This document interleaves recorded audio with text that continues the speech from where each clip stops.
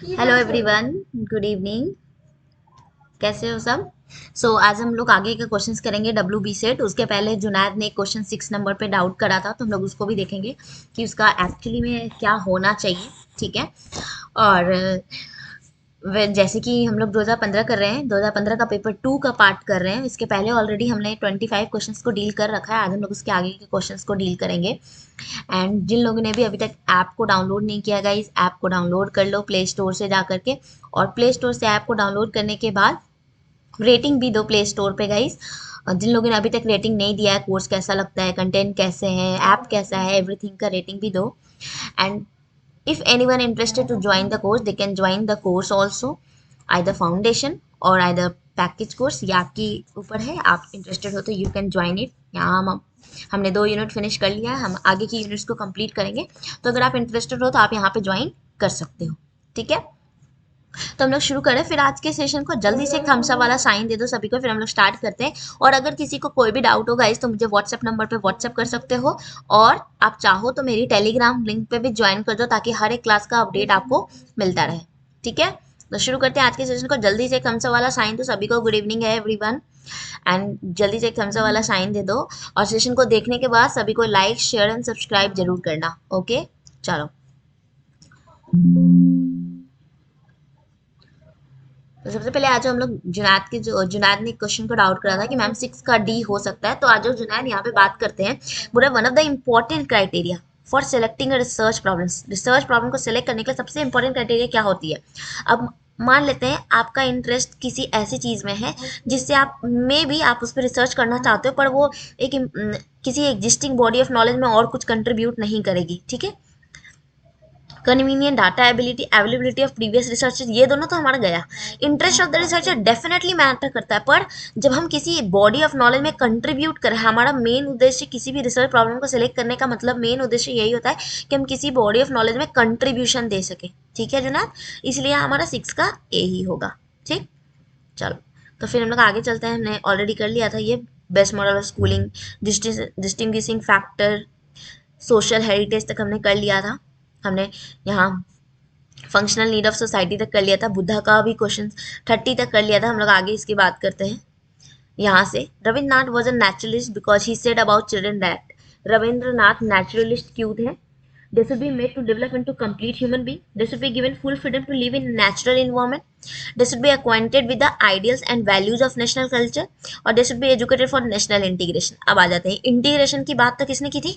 औरबिंदो ने। ये जो आइडियल्स, आदर्स या जो नेशनल के जो पहले से कल्चर है उनको अक्वाइन करना, वैल्यूज को अक्वाइन करने की बात किसने की रही थी? आइडलिज्म में, जैसे विवेकानंद एंड ऑल भी बोलते हैं। और आइडलिज्म जो फोकस करता है वो, ये they should be made to develop into complete human being. Complete human being का डेवलपमेंट या जो भी है, ये भी हमारा किस में होता है? जब हम बात करते हैं आइडलिज्म में भी हम कंप्लीट ह्यूमन बीइंग, एग्जिस्टेंशियलिज्म में भी हम कंप्लीट ह्यूमन बीइंग के डेवलपमेंट की बात करते हैं। ये फुल फ्रीडम है। एक्चुअली अभी जस्ट हम लोगों ने कोर्स में खत्म किया ना, रविंद्रनाथ को नेचुरलिस्ट भी बोला जाता है, प्रैग्मेटिस्ट भी बोला जाता है ना, है ना। और आइडलिस्ट भी बोलते हैं। आइडलिस्ट इसलिए ताकि वो क्या हो सके, आइडियल्स फॉलो कर सके, है ना। प्रैग्मेटिस्ट इसलिए ताकि वो work, learning by doing, art and craft, इन सब चीज़ों को प्रमोट कर सके। और नेचुरलिस्ट क्यों? नेचुरलिस्ट इसलिए ताकि फुल फ्रीडम उनको दिया जा सके। तो इसलिए यहाँ हमारा आंसर क्या होगा? 32 का बी। ठीक है।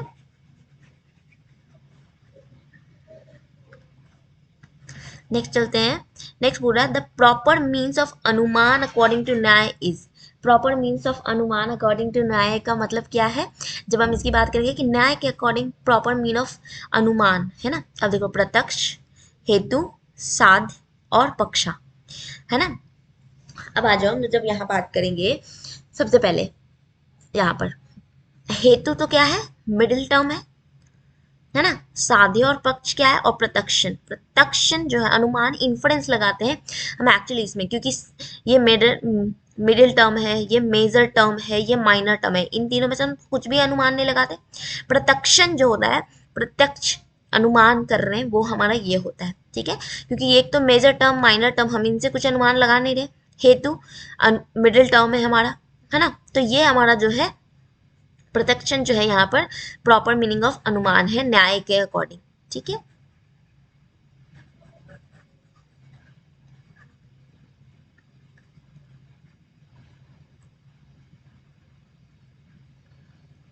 अब नेक्स्ट आते हैं, पूछ रहा है लर्निंग बाय डूइंग, तो हम जानते हैं लर्निंग बाय डूइंग किसमें, प्रैग्मेटिज्म है, थ्रू इन्वॉर्मेंट नेचुरलिज्म में, ट्रुथ ब्यूटी गुडनेस आइडियलिज्म, और वर्ल्ड जैसा है वैसा ही यहाँ पे भी है तो वो रियलिज्म। एग्जिस्टेंशियलिज्म में तो क्या बात करते हैं, एग्जिस्टेंस प्रीसीड्स इसेंस, तो यहाँ हमारा क्या होगा, देखो ए का 3, ए का 3 किसमें है, इसमें है, बी का 1, बी का 1 इसमें, यानी हमारा ये ऑप्शन फिट हो गया क्योंकि सी का 2 और डी का 4 है ना।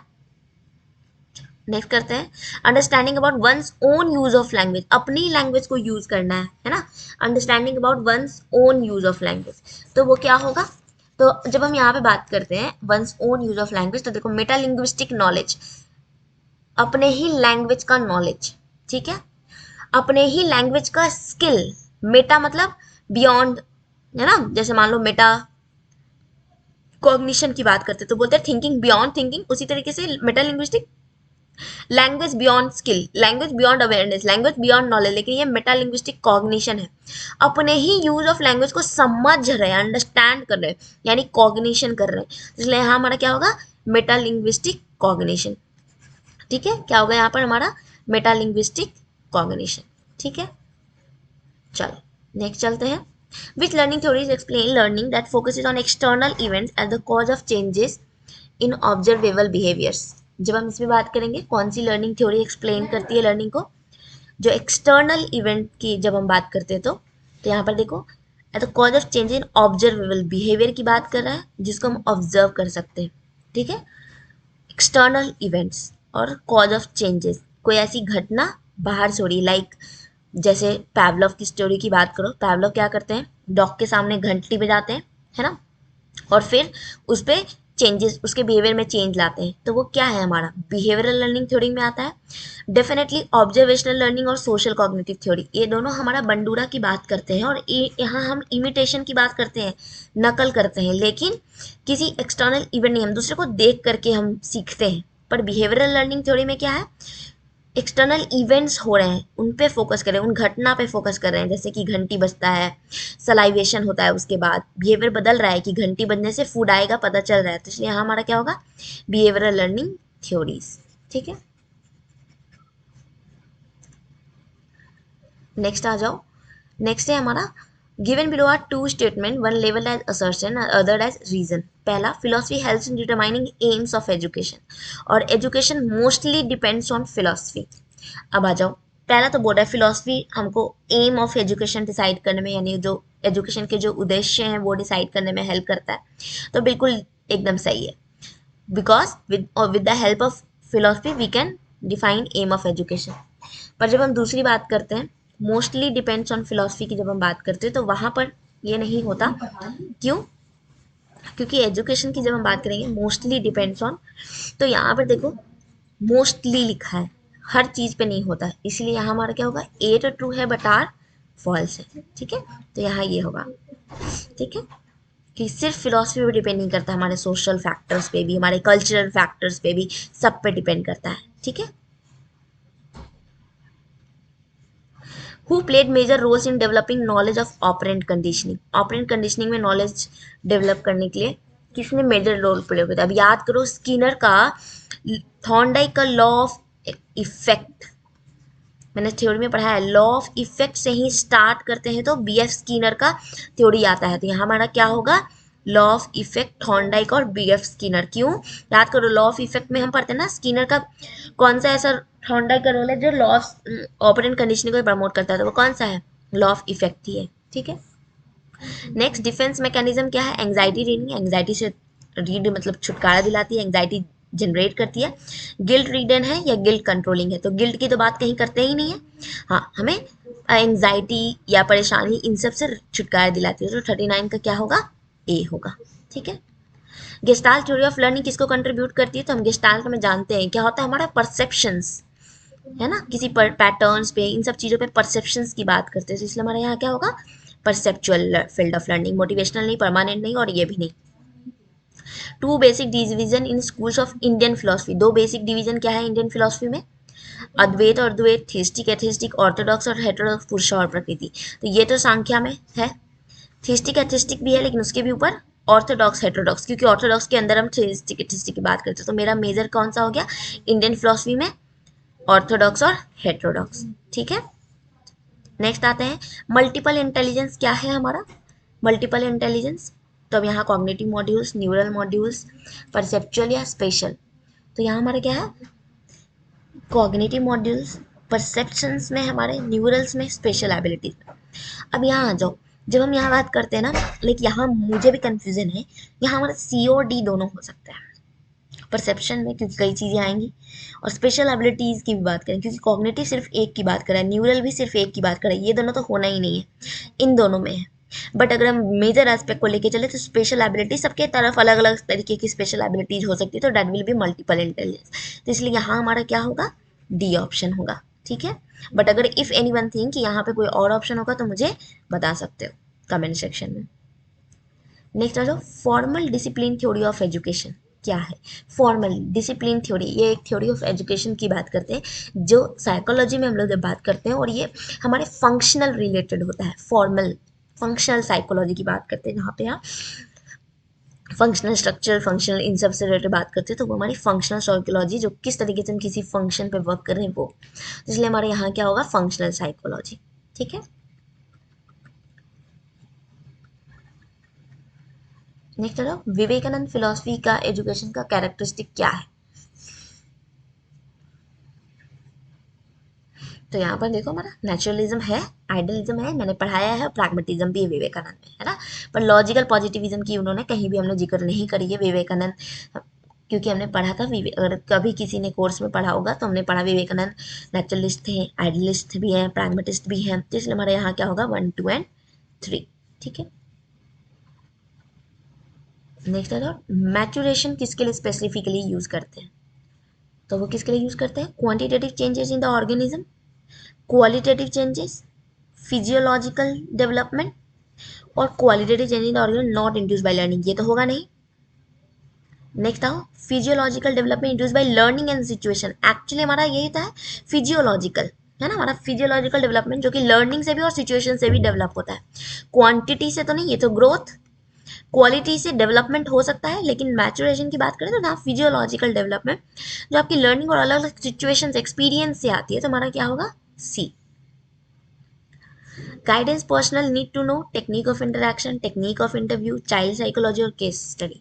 तो गाइडेंस, जिनको गाइडेंस देना उनको कौन सी टेक्निक सीखनी होगी, इंटरैक्शन की टेक्निक, क्योंकि अगर हमको गाइड करना है तो we have to know how we can interact, कैसा रोल बनाए, है ना, कैसे रैपोर्ट बनाए कि वो हमसे अपने जो भी प्रॉब्लम है वो इंटरैक्ट कर सकें, तो इसलिए टेक्निक ऑफ इंटरैक्शन। नेक्स्ट आ जाओ, first basic step for providing educational guidance to a secondary school child, पहला बेसिक स्टेप क्या होगा अगर हमको सेकेंडरी स्कूल चाइल्ड को प्रोवाइड करना है तो, identification of psychological nature of the child, academic progress of the child, IQ या उनके नेचर ऑफ इंटरेस्ट। तो डेफिनेटली अगर हमको पहला गाइडेंस देना तो उनका इंटरेस्ट देखना होगा, identification of nature of interest of the child, ठीक है। Next, by nature motivation is such that in a learning situation, जब हम नेचर मोटिवेशन की बात करेंगे लर्निंग सिचुएशन में तो क्या होगा, students may be unmotivated easily, teacher can directly motivate his students, despite teacher's best efforts student may avoid learning, और motivation comes from within the learner. कह रहे हैं by nature motivation is such that in learning situation, अगर हमको motivation का बात करेंगे तो unmotivated easily, directly motivate, despite teacher best student may avoid learning, और motivation come from within the learner. तो बेस्ट ऑप्शन हमारा क्या है ये, क्योंकि नेचर मोटिवेशन लर्निंग सिचुएशन में हमारे अंदर से आएगा, टीचर डायरेक्टली मोटिवेट कर सकती है पर बेस्ट ऑप्शन हमारे अंदर से जब तक नहीं आएगा, कितना भी कोई मोटिवेट कर ले वी कांट, है ना, इसलिए यहाँ क्या होगा हमारा डी।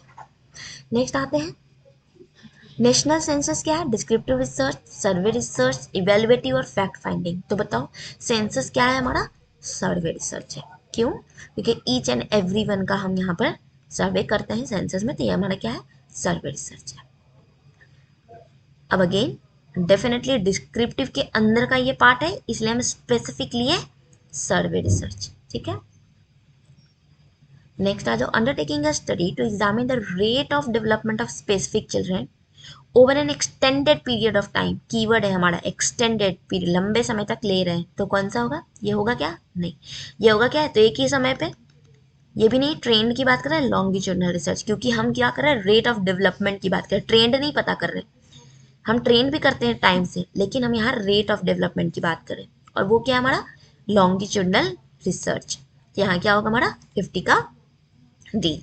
ठीक है, तो आई होप गाइस कि आप लोगों को समझ में आया होगा। चूंकि रिकॉर्डिंग चल रही थी इसलिए मैंने आपको क्वेश्चन पढ़ने का टाइम नहीं दिया, खुद ही से कवर अप कर लिया। अगर इन क्वेश्चंस में किसी भी क्वेश्चन में डाउट हो तो आप कमेंट सेक्शन में लिख सकते हो, and I will discuss in the next session. कर नेक्स्ट सेशन में हम लोग पेपर 3 का 2015 WB सेट का पेपर 3 करेंगे। ठीक है, ओके। चलो फिर सेशन को एंड करते हैं गाइस। अगर सेशन अच्छा लगा तो सेशन को लाइक करो, शेयर करो और अपने दोस्तों के साथ सब्सक्राइब करो। Thank you everyone, have a nice day, bye bye.